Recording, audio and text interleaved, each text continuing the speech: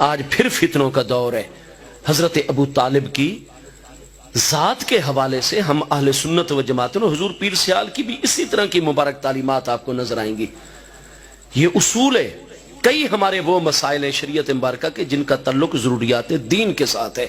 ان میں سے تو کسی بھی مسئلے کا انکار کفر ہوا کرتا ہے،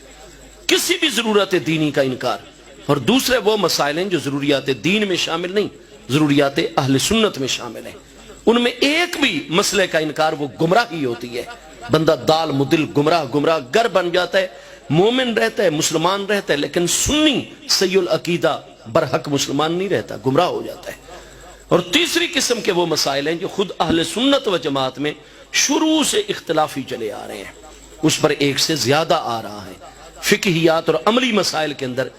جیسا کہ سیاہ خطاب کا مسئلہ ہے۔ آپ حضرات اہل بیت اطہار کی کریم ہستیوں کو، صحابہ کرام کی مبارک ہستیوں کو دیکھیں گے، ایک جماعت اس کی قائل ہے، ایک جماعت انکاری ہے، دونوں کے پاس دلائل موجود ہے، شروع سے مسئلہ اختلافی ہو گیا۔ اگر آپ اختلاف میں سے نکل آئیں اور سیاہ خطاب استعمال نہ کریں، کوئی اور کلر استعمال کر لیں، بڑا افضل ہے، مستحب ہے، اجر و ثواب زیادہ ہو جائے گا۔ لیکن اگر کوئی مسلمان سیاہ خطاب سر کے بالوں پر، مونچھوں پر، داڑھی پر لگائے گا، بالکل جائز ہے، گناہگار نہیں ہوگا، کیونکہ مسئلہ جو شروع سے اختلافی ہے، ہاں جی، اور امامت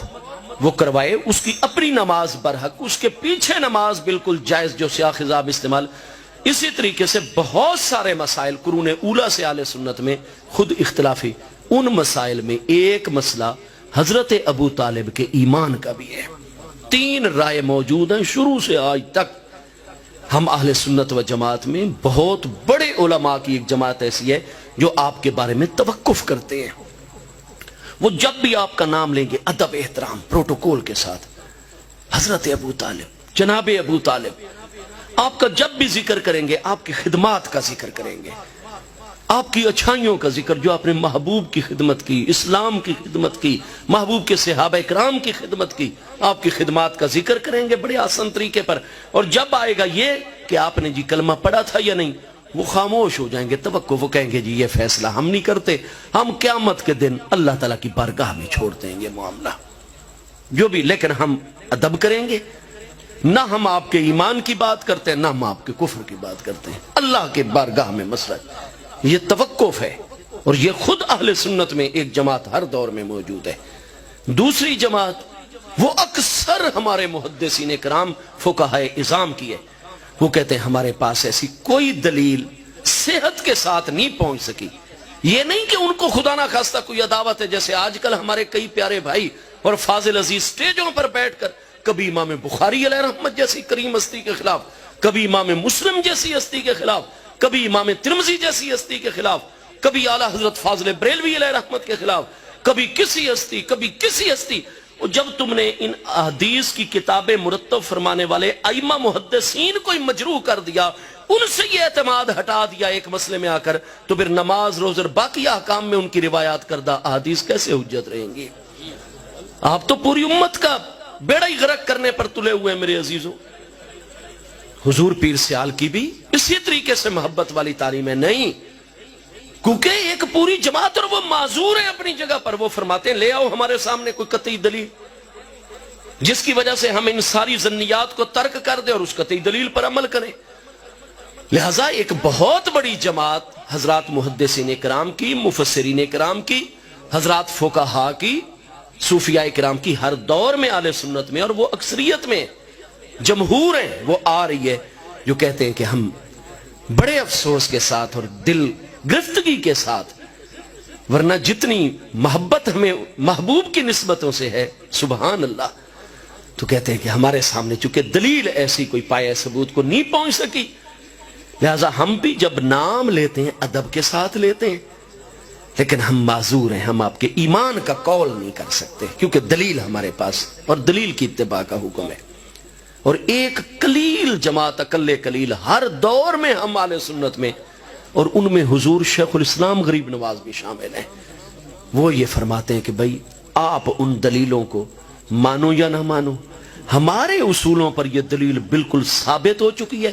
اور جو عدم ایمان کی روایات ہیں ان میں فلاں تعویل جاری ہوتی ہے، فلاں تعویل جاری ہوتی ہے، فلاں تعویل بالکل شرعی اصولوں وہ مؤول ہیں ساری کی ساری، کئی صحت کو نہیں پہنچی، کئی مؤول ہیں.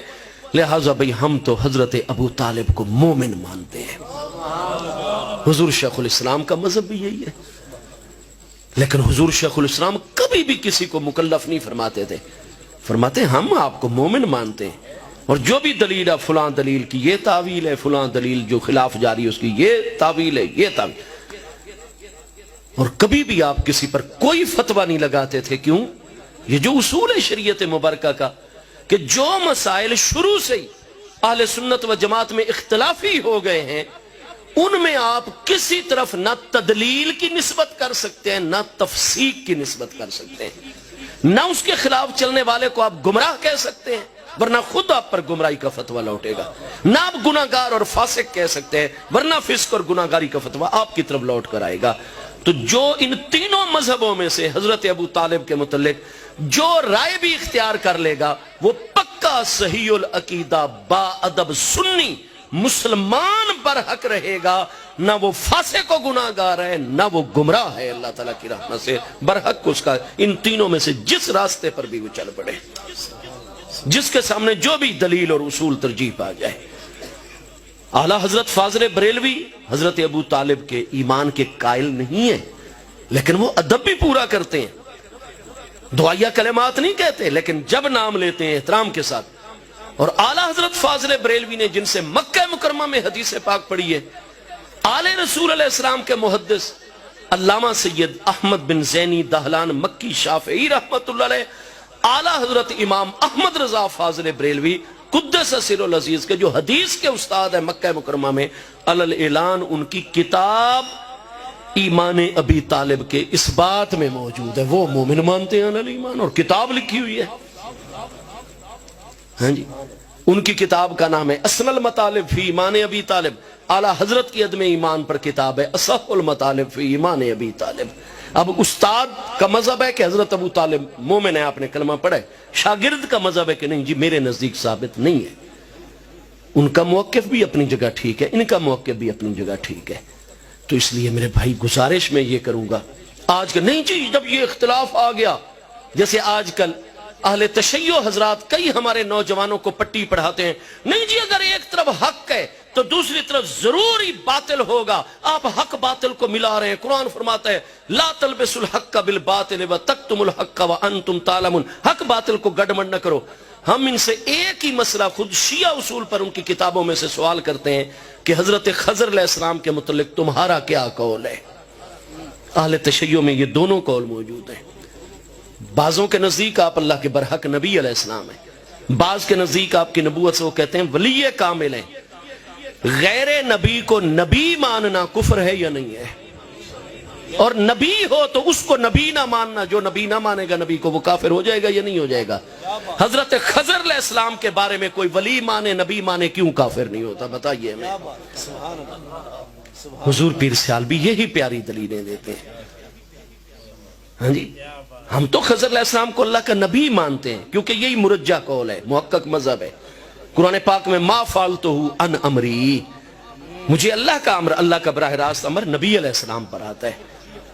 کہ ایک بچے کی گردن دبا دینا، کشتی توڑ دینا، تو یہ محض الہام کی بنیاد پر تو ہوتا نہیں ہے، یہ ہوتا تو امر ربی اور وحی کے ذریعے خفی ہو یا ظاہر. تو ہمارے نزدیک ترجیح آپ اللہ پاک کے نبی ہیں، لیکن چونکہ امت میں شروع سے اختلاف ہے، خدا اہل سنت میں بھی اہل تشیع میں بھی، حضرت خضر علیہ السلام کو نبی جو مانتا ہو وہ نہ سنیوں کے نزدیک کافر ہے نہ شیعوں کے نزدیک کافر، اور جو آپ کی نبوت نہ مانے بلکہ آپ کو اللہ کا کامل ترین ولی اور کتب مانے، اس پر بھی کوئی کفر کا فتویٰ نہ شیعوں کے اصولوں پر ہے نہ سنیوں کے اصولوں پر ہے. تو جو ہمارے سنی ہر بات میں ہمارے نوجوان سوشل میڈیا پر متحرک ہیں، کفر کے فتوے بغیر علمی کے داغ رہے ہیں، وہ ذرا اسی اختلاف کو سلجھا دیں مہربانی کر کے کہ خضر علیہ السلام کو نبی ماننے والا بھی مومن رہتا ہے، نبی نہ ماننے والا اور ولی ماننے والا بھی مومن رہتا ہے. تو مہربانی کریں اپنے آپ کو سنبھالیں، شریعت مبارکہ کا راسخ علم اور راسخ علماء کی مجلس اور حضور پیر سیال جیسے کامل شیوخ کی خدمت میں اپنا وقت گزاریں. اللہ پاک حضور پیر سیال لجپال غریب نواز کے درجات بلند فرمائے.